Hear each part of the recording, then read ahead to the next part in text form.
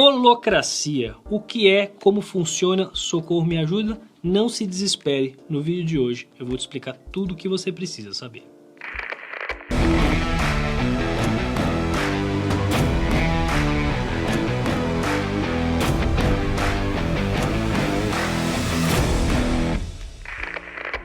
Holocracia é um tipo de estrutura organizacional que funciona de uma forma radicalmente diferente à maneira que as empresas tradicionalmente se organizam. Ela surgiu muito em oposição a uma certa ideia de hierarquia que é extremamente disfuncional. Quando você olha para uma estrutura organizacional, para aquele gráficozinho, né, organograma e tal, aquele troço deveria dizer para você como a empresa se organiza, mas na verdade não é muito aquilo que aquilo diz. Aquilo na verdade diz onde está o fluxo de poder e autoridade dentro daquela parada. Então, o cara que está lá em cima tem mais poder do que os caras que estão embaixo, tem mais poder que os caras que estão embaixo e assim sucessivamente. Na verdade, muito embora em tese as organizações deveriam estar organizadas dessa maneira, elas se organizam de uma forma muito diferente, porque esse organograma ele simplesmente ignora as relações interpessoais que acontecem ali dentro. Então, tem pessoas que não se falam porque um pegou a esposa da outra e o outro cara odeia o outro porque não sei o que, e o outro gosta de um porque os filhos estudam na mesma escola, ou tem um caso, enfim lá.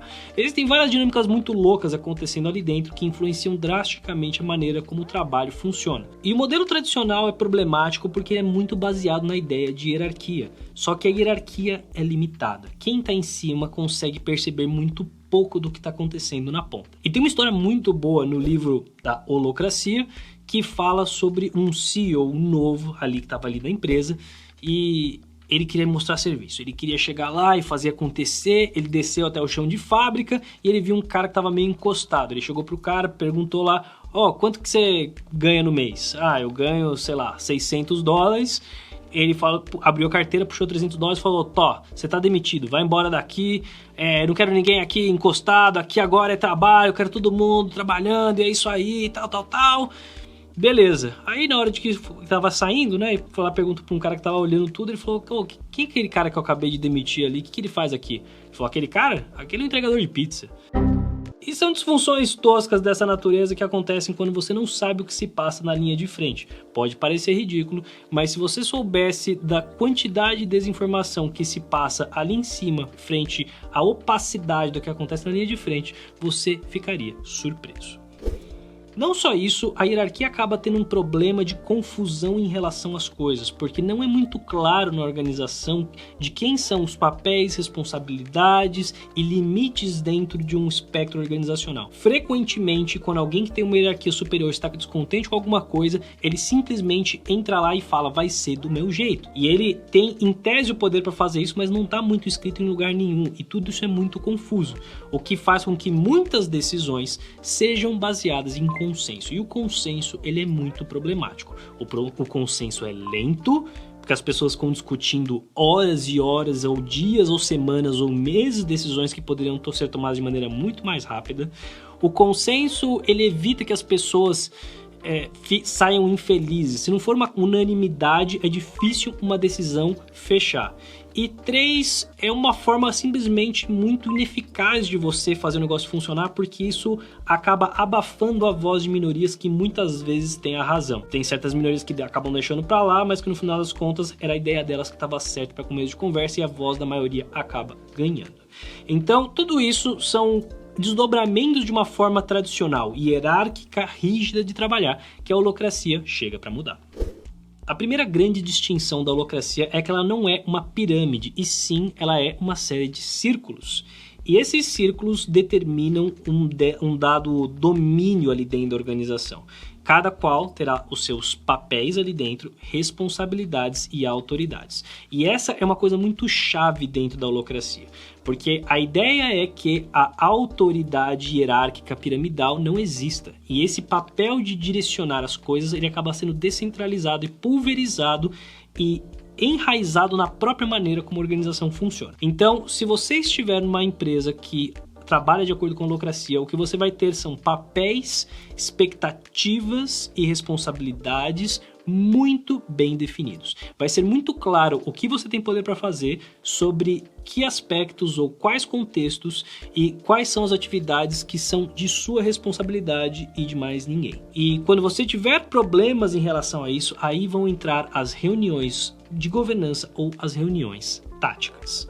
A grande diferença das reuniões de governança e reuniões táticas é que elas abordam temas distintos. Então, por exemplo, vamos supor que você está encarregado do site da empresa e existe algum problema que acontece ali.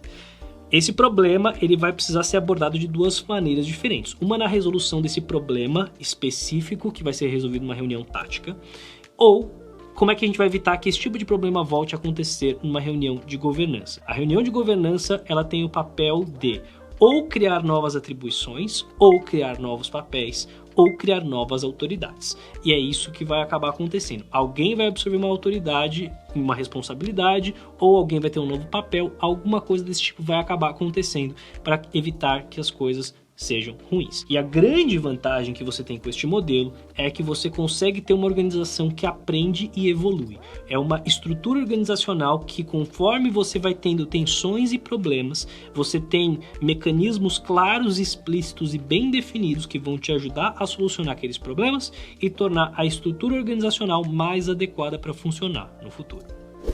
Quando a gente olha para uma reunião tática, você vai ter um rito muito bem descrito e muito específico de como aquela reunião funciona. Então não é reunião oba-oba, cada um falando, não. Existe uma agenda muito clara e estruturada que precisa ser seguida e com regras de funcionamento. Pode parecer um pouco engessado para quem nunca participou disso, mas é surpreendentemente muito eficaz. Justamente porque a ideia é você ter regras que permitam que o dissenso apareça e você consiga resolver as tensões organizacionais que acontecem da maneira mais eficaz possível.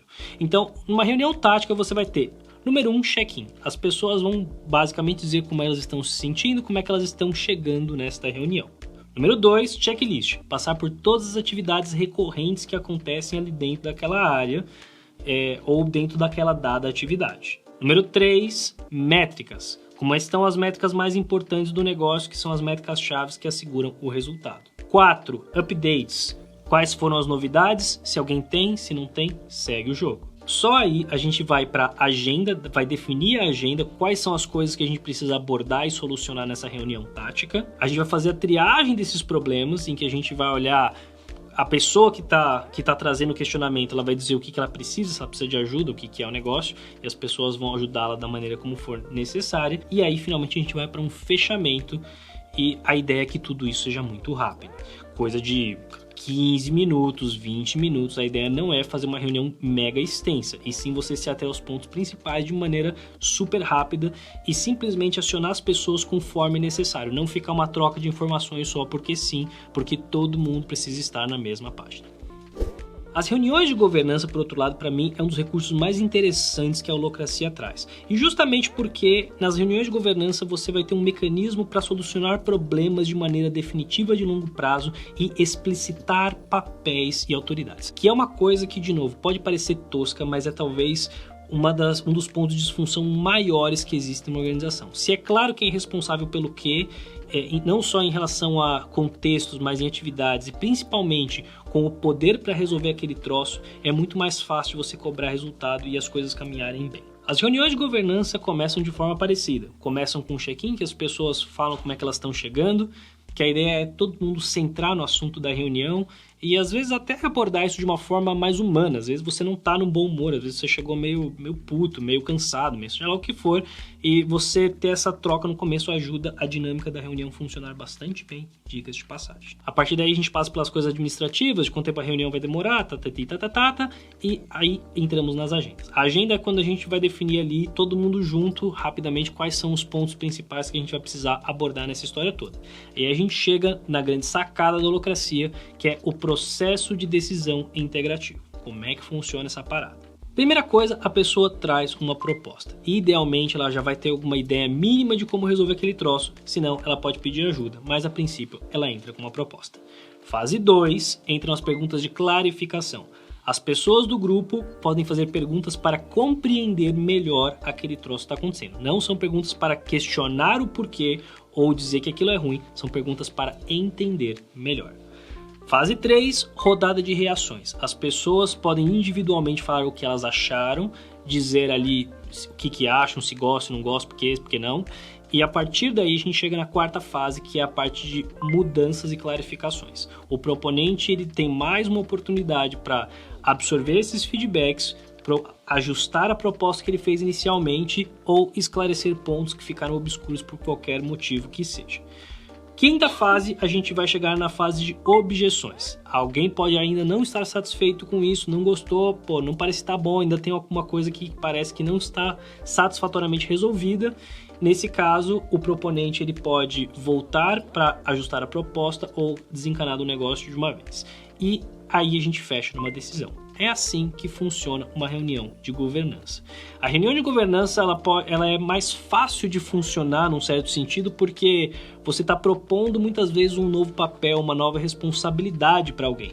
Então um troço que ele tem uma certa dilatação no tempo. Você vai sentir os efeitos disso, pode até ser uma forma provisória num certo sentido, e a partir disso você vê se o negócio funciona ou não. Mas o fato é que uma reunião de governança novamente pode ser convocada daqui a um tempo se essa solução foi inadequada ou insuficiente.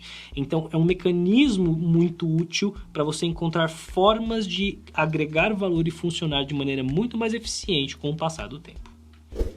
A grande vantagem de um modelo holocrático é que ele é muito mais ágil e muito mais funcional. Você reduz drasticamente a dependência de um chefe que pode não ser o melhor cara para tomar aquela decisão. Aliás, eu te diria, na maior parte das vezes ele não é o melhor cara para tomar aquela decisão. Você, ao fazer isso, você ao mesmo tempo permite que as pessoas se apropriem muito mais das suas responsabilidades. Você é o dono do negócio, você é o dono do processo, você é o dono daquele domínio, é teu.